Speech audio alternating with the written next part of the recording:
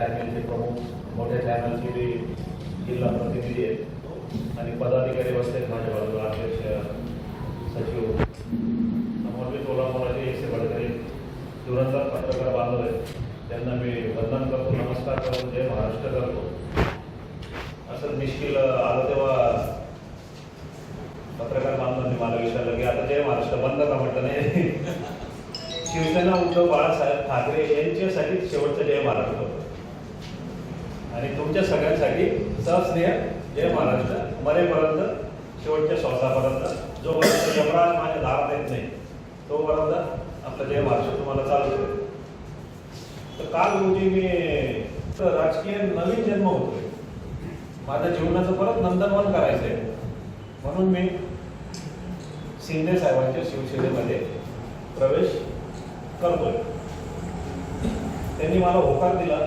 बघा, बऱ्याच नेत्यांच्या बंगल्यावर मी गेलोय, हे गेलं आहे, पण जर व्यक्ती जर चांगल्या राहायचा माणूस असेल ना, माणुसकीवाला असेल, जनतेतला असेल, जाणीववाला माणूस असेल, गरिबीची जाणीववाला, तर तो येणाऱ्या कुठल्याही माणसाचा जबरदस्त सन्मान करतो. आम्ही 2-2.5 तास त्या नंदनवनमध्ये होतो. येणारे हजारो लोक तिथंच, आमदार मंत्रीपासून तर सामान्य कार्यकर्ते आणि गरजू, पीडित, संकटग्रस्त व्यक्ती कसाही असो, त्याचा पेहराव जरी फायदा असेल, परंतु आमदार मंत्रीला जी वागणूक तीच त्या आमच्या फाटक्या शेतकऱ्याला किंवा त्या संकटग्रस्त व्यक्तीला ते माणसं देत होते. चहा त्यांनी परवानगी दिली, लेटर दिलं आमच्या एका मित्रांनी की अरे महापौर, शिवसेनेचे महापौर, पहिले महापौर आपल्याकडे प्रवेश करतात, त्यांनी लेटर ते गाडीत ठेवलेलं परत दिलं एका पिढीला, इकडे पत्र घे आणि यांना माझी तारीख कळवली 4-5 दिवसांनी. आणि त्यांनी काय विचार, प्रवेश केव्हा करायचा, आज करायचा का? नाही हो म्हणे साहेब, तुम्ही जेव्हा वेळ द्याल तेव्हा, आम्हाला 2 दिवस लागतील तयारीला.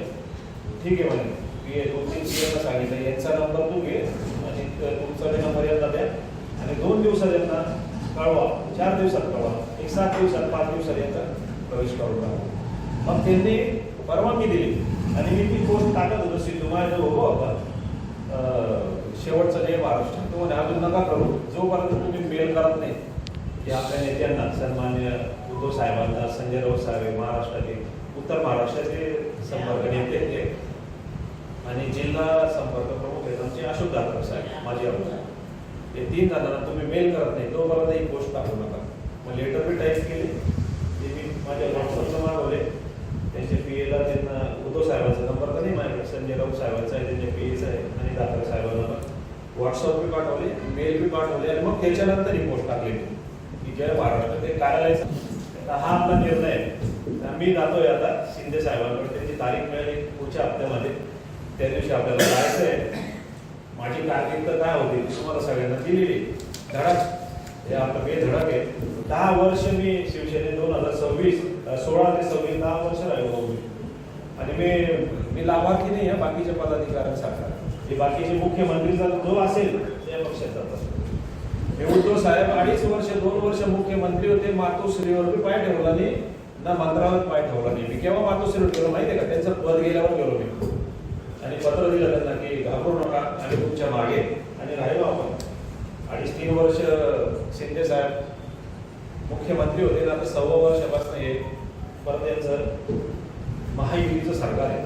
तर आपण 10 वर्ष टिकलो, 10 वर्ष मला नाही वाटत कोणी व्यक्ती एखाद्या पक्षामध्ये राहील. 10 वर्ष काय, 9 महिने बी राहत नाही, 9 महिने 9 दिवस कोणी टिकत नाही पक्षामध्ये. आणि आपण आता पाहिलं की 2 किस्से असे झाले की भाजपमध्ये 550 तर पहिलेच होते आणि 2 अचानक आले.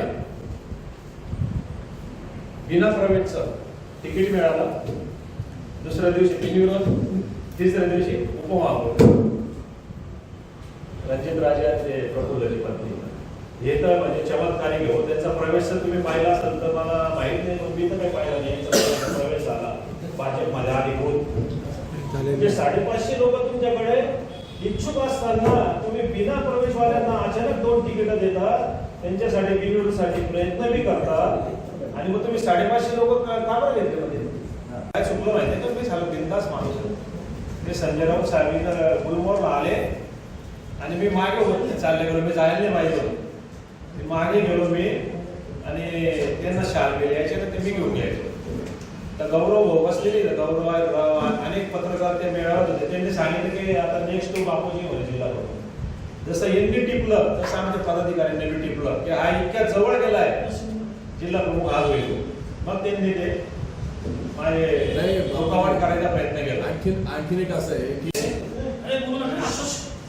जिल्हा प्रमुख केलं नाही कारण मी त्याला ऐक नसेल असं नाही तुम्हाला वाटतं. जिल्हा प्रमुख पदाच्या लायकीचा नसेल मी म्हणून केलं नाही. आमदारीचं तिकीट नाही दिलं, जाऊ दे, पैसे नव्हते, पैसे लागतात निवडणुकीला, ते केलं नाही, जाऊ दे. पण आता जे 29 लोकांसाठी मी जी मदतीसाठी गेलो होतो उंबरटे झिजावले विनंती केली की ह्या लोकांना काहीतरी तुम्ही दिलासा द्या. तिथं काही त्यांना सहकार्य मिळालं मदत मिळाली म्हणून मला थोडी खंत आली आणि मी शिंदे साहेबांकडे याच्यासाठी जातो की मला नवीन काहीतरी इतिहास धुळ्यामध्ये घडवायचा आहे. असं आहे की आज काही करून तुम्ही धार्मिक प्रवृत्तीच्या आहात. तुमच्या याआधी 4 पक्ष धाम यात्रा होऊन गेलेल्या आहे. आता यात पुन्हा दुसऱ्यांदा सुरुवात करतायत का तुम्ही? पाचवा आहे ना अयोध्या धाम. इथं एकनाथ